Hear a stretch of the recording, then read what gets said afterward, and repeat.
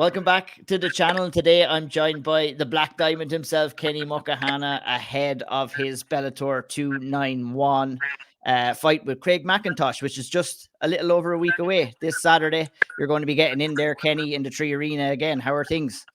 Yeah, I'm good. Yeah, just ready to go. It's been I think it's been like 8 weeks since 8 week camp or something. So obviously I'm just ready to go at this point. Yeah. Is it like normal for you to have a 8 week camp? Do you normally like kind of condense it to 8 weeks? Do you normally have having a longer camp, or how has this one been for you? Yeah, I try about 6 weeks out. That's when I try I kind of ease into the hard, like taking it like hard. You know what I mean? Training hard, and then from like 6 to 3 weeks, then they're the hard weeks, and then the rest is kind of just easing down. And then right now it's just about losing the weight and just about just about the fight. 100%, 100%. Kenny, I loved the whole experience that we got from you at Bellator 285 as your Bellator debut. We had the drama of the almost missing the way in. We actually had an excellent performance then, and then just the raw emotion after the fight when you were talking to Andy and the lads after it. It's like, how was it all for you? It must have been a mad experience over the couple of days, was it? Yeah, it was mad. Like obviously I was on UAE. That was a big show for me, but Yeah. far as just like it's another level to UAE. So I watch like in my spare time, like I'm watching Bellator, I'm watching this on the weekends and stuff. Like I'm just a big fan, so I just think I just fanboyed out a little bit like after the fight and that, and I seen Big John in the crowd, and I took it in. I don't really take it in like in the fight, but like on the way to the cage, but after I took it in, and the Tree Arena is like, yourself, it's mad.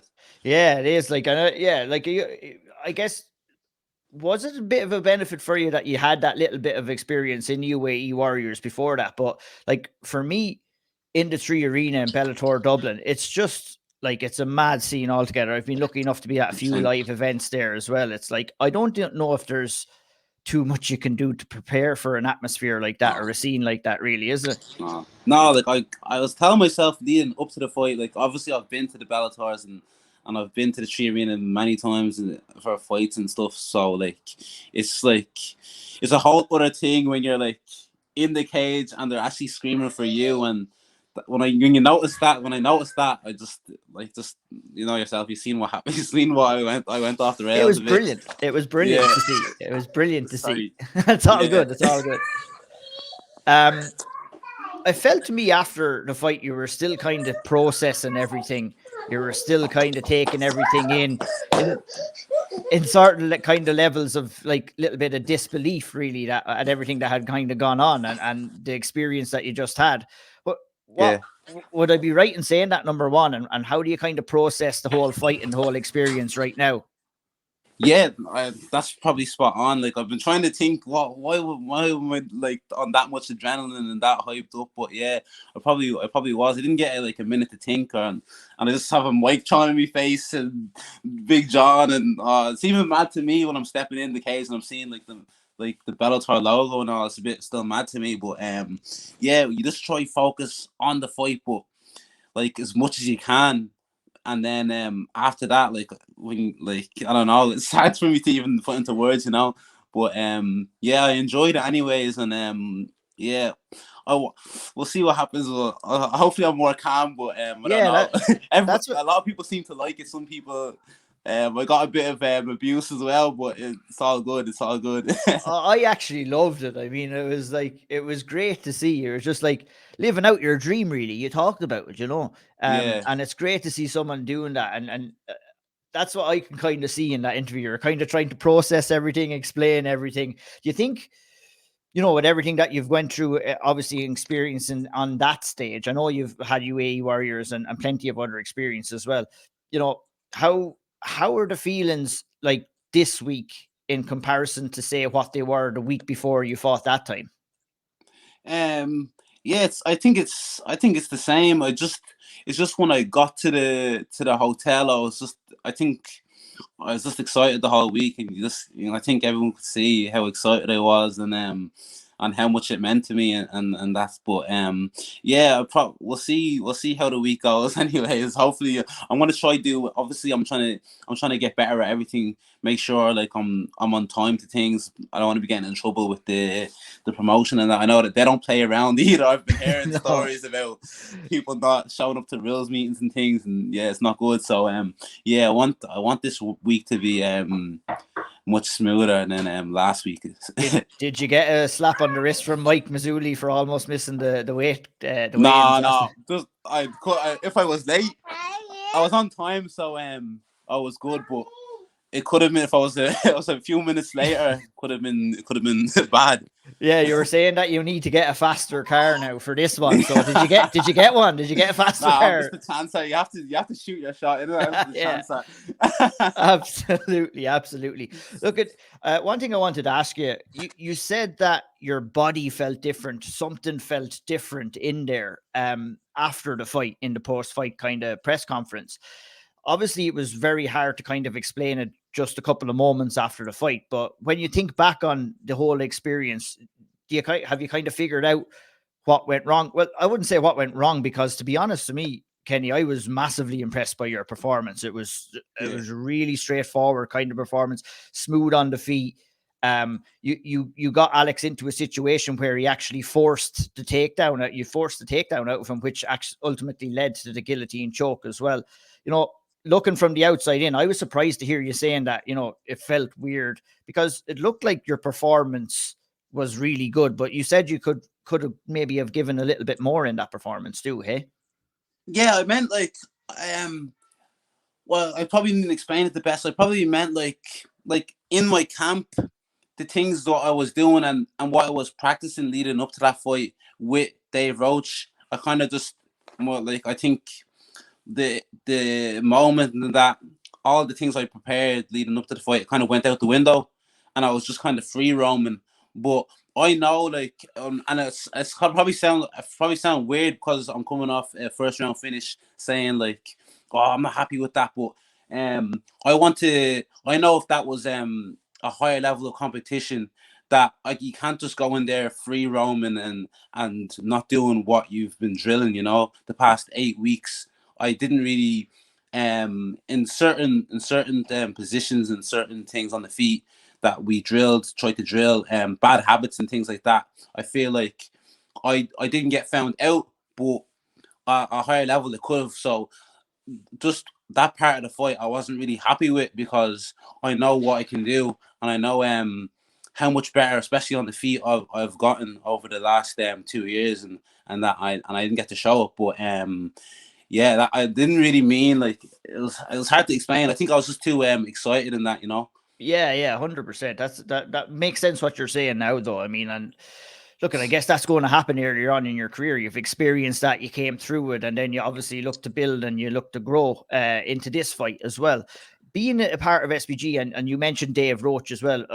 I've been lucky enough to have a conversation with a couple of fighters out of SBG recently, and you know, everybody has been speaking so highly of Dave Roach. He's not a guy who comes out and talks all that much, but he's a real good influence on that gym, and I'm hearing a lot of good things. How much of an influence is Dave on you and your progress as a professional? Yeah, massively. Everything since I joined SBG, he was telling me he had a plan. Like, even when most people are going pro, they're just like, oh, I'm ready to go pro, and I'll just fight. But he actually had a structured plan, and it made me think different about like just turning pro and jumping into fights. You know what I'm trying to say. So he had an actual plan from when I was 0-0 to like right now, and everything he said is like kind of happening, like not exactly happening, but is happening, if that makes sense. But and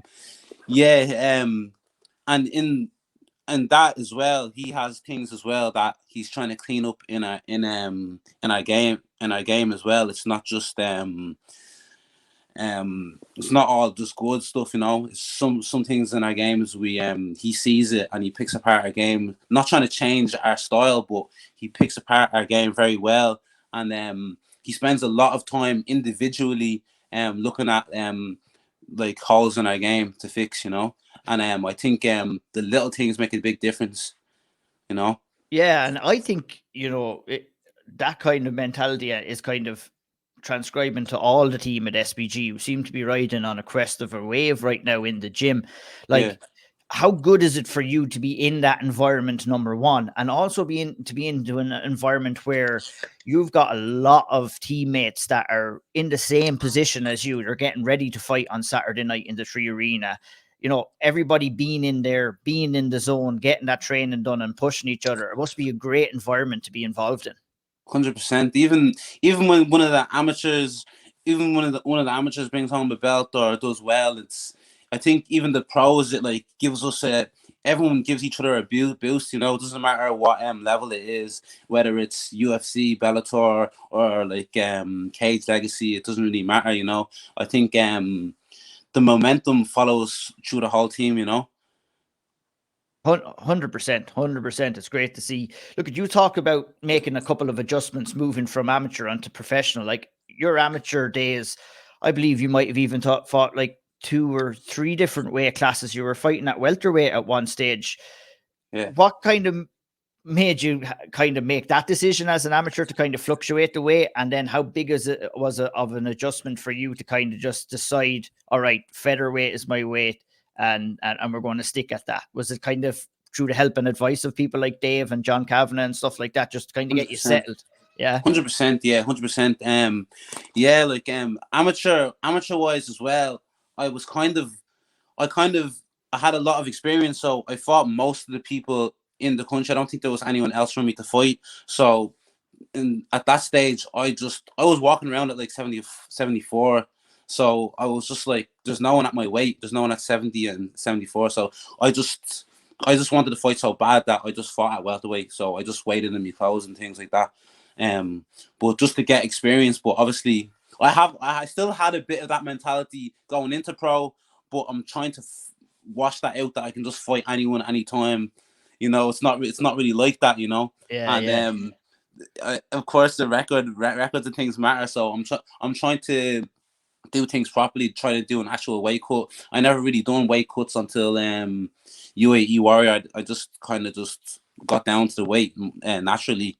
But obviously, as I said, like I don't want to wait till I lose to start changing things in my game and changing like silly things.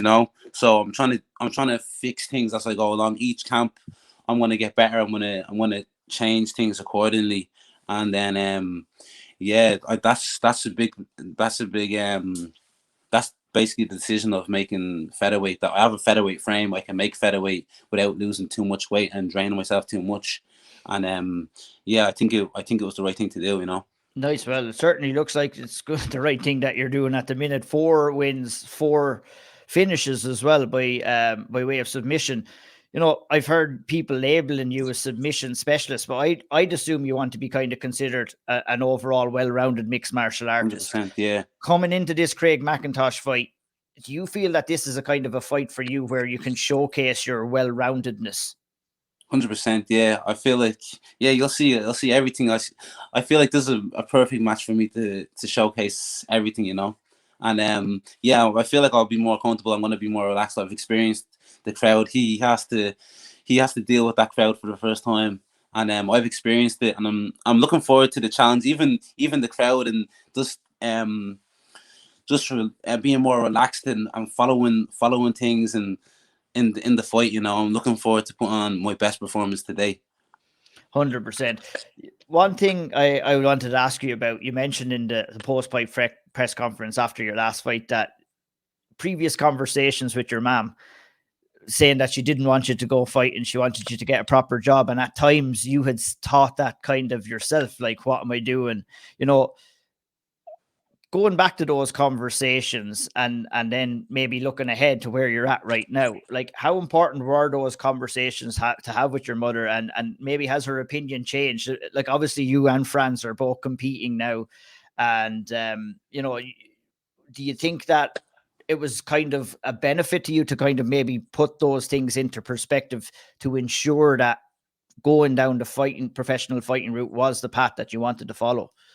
Yeah, it's just like I did get what she was saying, and obviously she was just looking out for me and things like that. It did hurt. It hurts that hearing them things. You know, you want your family to support you and that, but yeah, this is looking out for me. But yeah, obviously I believe in myself. I know what I do, so I know how hard I work, and I know like I'm already too deep into this to turn back. I feel like I've put too much years into it that I could have done. Like I could have went to college or something. So I feel like I'm all in now. So there's no turning back. And I think she does understand that like it is what it is, but she doesn't like it. She Yeah, doesn't well, like. look, it's difficult for a Yeah, mother to go in there and see her son taking damage, and like it's not an easy sport to be a part of as well. So I can yeah, kind of understand that, but I'm sure that the support is there no matter what you're doing. But you know, it's important to have those conversations. I think maybe for you, maybe for her as well. But